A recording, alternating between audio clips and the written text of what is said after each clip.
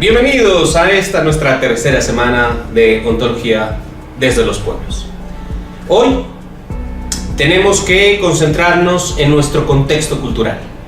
Tenemos que abocarnos hacia aquello que es propio. Y vamos a abordar la ontología desde la cosmovisión andino-amazónica. Partamos de un primer escenario que es el mundo andino. Es el que más he estudiado y el que más nos ha permitido comprender la filosofía indígena. Sterman, Kuch han hecho abordajes profundos, realmente significativos en torno, por ejemplo, a la lengua y cómo la lengua quechua aymara expresa el mundo de una manera distinta a la preconcepción occidental que nos viene importada y predefinida. ¿Qué diferencias hay entre el mundo occidental y el mundo andino? Hay muchas, realmente. Sin embargo, les recomiendo no polemizar, es decir, no vamos a enfrentar el mundo occidental con el mundo andino o el mundo americano. No tiene sentido, honestamente, ¿sí? El mundo occidental ha hecho un decurso, un recorrido en torno al pensamiento que ellos han generado desde la Grecia clásica hasta el presente, en torno precisamente a sus preguntas y a sus necesidades existenciales, ontológicas, ¿sí? Eso no los hace mejor ni peor, sencillamente están respondiendo a su contexto. Por lo tanto, no sirve de nada entrar en este ejercicio casi cirquesco, ¿no? De enfrentar dos culturas porque piensan diferente. No tiene sentido. Hay que mirarla, hay que aprender de ella, pero también hay que entender lo nuestro. ¿Y en qué consiste lo nuestro? El mundo americano tiene una manera distinta de preguntarse su ser en el mundo. Heidegger, cuando escribió Ser y Tiempo, básicamente, después de terminar de leer el libro, uno llega a la conclusión de que Heidegger resolvió su libro con un concepto que no existe con claridad en el alemán: el estar, ¿sí?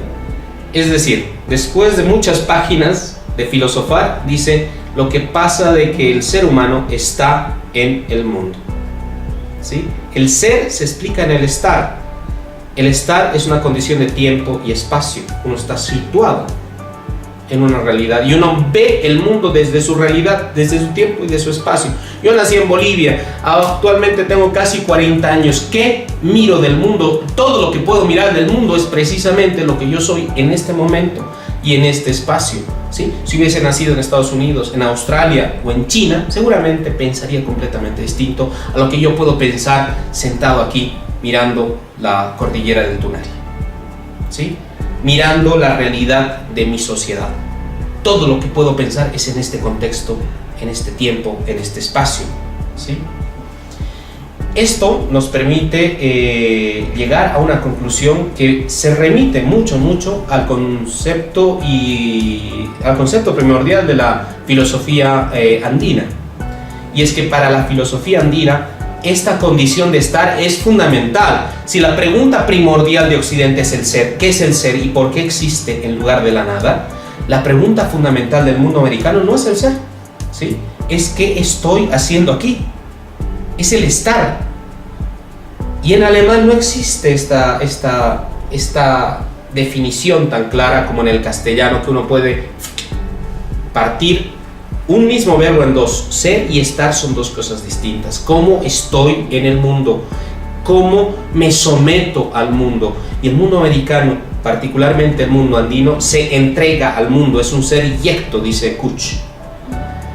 Es un ser parado ante el mundo, obnubilado por su magnificencia. Se somete a la grandeza del mundo. Las montañas gigantescas que tenemos, los lagos, los ríos ensanchados, el clima que es brutal y grotesco, ¿sí? Cuando yo estaba en colegio me enseñaban que existen 4 estaciones: primavera, verano, otoño e invierno. Resulta que nosotros hemos crecido en el trópico, en Bolivia, a pesar de que los Andes están por encima de los 3.000 metros de altura, estamos dentro del trópico de Capricornio. Y realmente solo existen 2 etapas climáticas: el tiempo seco y el tiempo mojado, ¿sí? Cuando cae lluvia, cae duro, y cuando el tiempo deja de ser húmedo, se vuelve seco, ¿sí? Y eso define tiempos verdes o tiempos amarillos, tiempos verdes, tiempos amarillos. Esta experiencia del trópico es una de las experiencias más fuertes. En Occidente pueden planificar su vida en torno a 4 estaciones. Nosotros tenemos que lidiar con la violencia de un clima cambiante, de un clima pues a veces agresivo. Cuando uno está en el Beni, cuando uno está en la región más tropical del país, vive unos calores abrumadores, terribles. Pero uno puede estar con 40 grados de temperatura y si vuelca sur, ese sur es una cosa bárbara, ese sur es una cosa insoportable. Es el frío más fuerte que uno puede experimentar, inclusive si uno ha venido de La Paz o de Oruro o de Potosí, porque es un frío que te cala los huesos. En el altiplano uno se abriga, se pone un poncho, se pone una chamarra y tranquilo la libra, ¿no? Entonces, para entender el contexto de nuestro pensamiento, necesitamos obviamente situarnos en nuestra filosofía, en nuestro desarrollo, en nuestro decurso del pensamiento local. Y es aquí donde obviamente nosotros tenemos que hacer este parangón, ¿no?, entre el mundo occidental y el mundo americano. Por ejemplo, la religión cristiana y la religión propia de nosotros, ¿sí? La religión cristiana es monoteísta, vertical, piramidal. La religión andina es politeísta y presume en realidad un ejercicio comunitario de la fe, ¿sí? Contaban de que cuando los incas, en las crónicas está descrito, conquistaban otros pueblos, recogían al dios del pueblo que habían conquistado y se lo llevaban a Coricancha. No destruían al dios ajeno, y en Coricancha lo ponían en una especie de pasillo donde estaban todas las divinidades de los pueblos conquistados, y ahí en ese canchón gigante de Coricancha estaban todos los dioses reunidos junto a Tunupa. Más tarde sería Inti por la reforma religiosa, pero estaban reunidos junto a la divinidad principal del pueblo, digamos, más fuerte. No destruían al dios ajeno, sino lo hacían parte de una comunidad, y es la lógica andina. La lógica andina se construye a partir de la comunidad. Nosotros nos hemos criado bajo esa lógica, ¿sí? Existen en muchos contextos, en muchas experiencias, esta situación. Quien ha ido a un preste lo entiende, ¿sí? Quien ha vivido un día laboral de AINI lo entiende, ¿sí? Todos trabajamos para el bienestar de la comunidad. No existe el individuo como en Occidente. El individuo occidental, el ser humano, yo, individuo, no existe. En el mundo andino, fundamentalmente, tú no eres jaque, tú no eres runa, si no tienes tu pareja. Eres chulla y eres chulla porque no has completado. El ser humano es en realidad una relación de hombre y mujer. Esta pareja constituye la humanidad, ¿sí? Y la consecución de la humanidad. De lo contrario, no hay humanidad. Y lo mismo pasa con la comunidad. Si tú no eres comunidad, no existes, ¿sí? Una de las peores cosas que te puede pasar cuando vives en un ayllu es que te boten en tu ayllu, porque ya no tienes comunidad, estás vacío, estás huérfano. Entonces, todo esto es muy diferente al pensamiento occidental. Es radicalmente diferente al pensamiento occidental, porque el pensamiento occidental se circunscribe en la persona, en el individuo, en el ser humano como uno solo. Pasemos al contexto amazónico, menos estudiado pero igual de importante. Es uno de los territorios ecológicos más grandes e importantes del mundo. Está rodeado por cerca de 10 países dentro de esta cuenca, ¿sí?, en la que obviamente estamos incluidos. Está Colombia, está Perú, está Ecuador, está Venezuela, está la Guyana, está Surinam, está Brasil. Entonces todo esto confluye en torno a un río, el río Amazonas. Y la experiencia de la selva es un asunto gravitante, ¿sí? Estamos dentro de un clima, unas formaciones geológicas, unas altitudes, pisos ecológicos. El Amazonas comienza en las montañas. Y uno tiene que ver, hay un lugar en el Perú que es el punto más distante entre el inicio del Amazonas hasta la salida al Atlántico, que es un chorrito de agua, y uno no puede creer que ese chorrito de agua se convierta después en el río más grande, vigoroso y multidiverso, biodiverso del planeta, ¿sí? Yo he tenido la dicha de vivir ahí, en el Amazonas, casi saliendo ya al Atlántico. En Manaus he vivido un tiempo, en Belén de Pará también, y es un río que no alcanzas a ver la otra orilla. Tú quedas conmovido de ver un río tan grande y poderoso.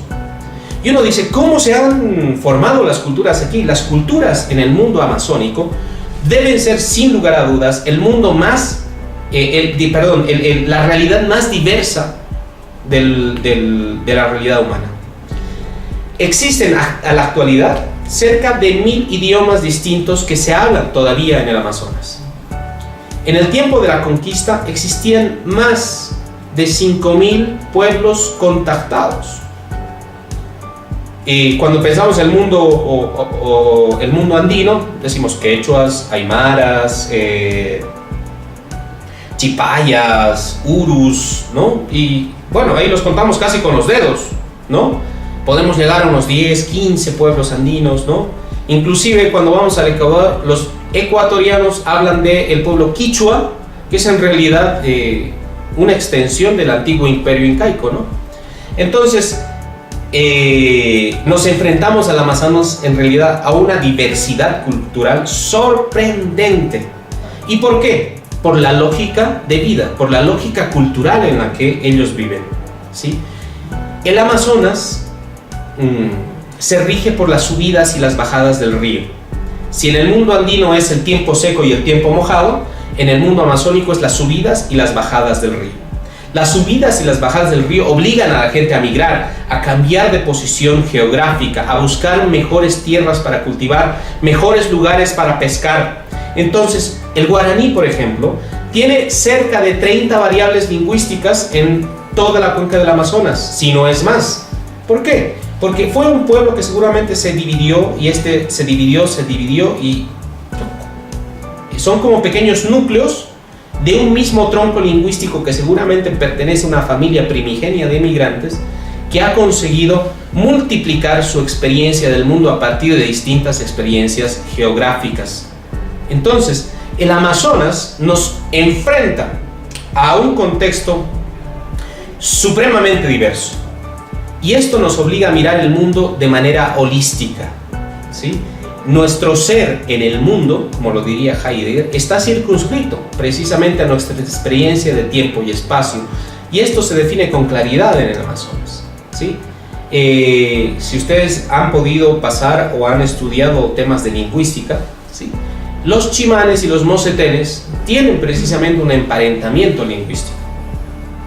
Son prácticamente lenguas gemelas, sin embargo se consideran dos pueblos distintos. ¿Por qué? Porque hay una conciencia de identidad, y esta conciencia de la identidad no te da solamente el idioma. Por eso no podemos decir que somos quechuas o que somos aymaras solo por hablar bien o mal quechua o aymara. Se trata de una experiencia cultural. Tú debes pertenecer a una comunidad, y esa comunidad es la que te da identidad. Y volvemos al tema andino, ¿no? Es decir, cómo tienen semejanzas aunque son diferentes. Tú te explicas ante el mundo por tu comunidad, no por ti mismo. No es mi experiencia personal ante el mundo para definir el ser de lo que soy y de mi existencia. Yo existo en la medida que soy parte de una comunidad, y esa comunidad me nombra y me explica. Con esto cerramos esta semana, y espero que podamos seguir profundizando en este ejercicio ontológico. Muchas gracias.